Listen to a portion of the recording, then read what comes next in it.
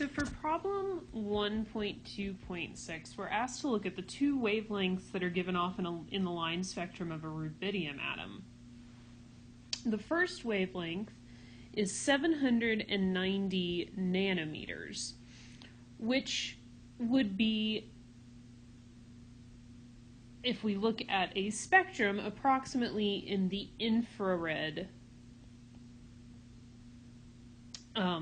category, IR, near IR.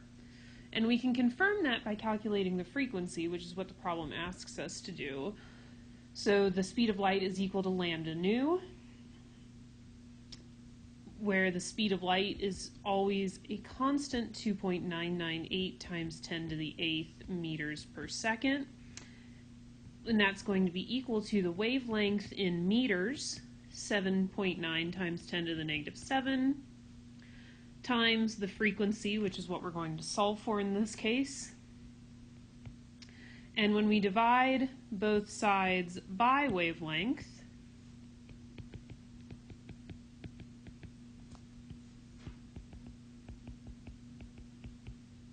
we will be left with frequency of 3.79 times 10 to the 14 per second, or hertz. Which again, if we look at this, the electromagnetic spectrum, puts us into that infrared category.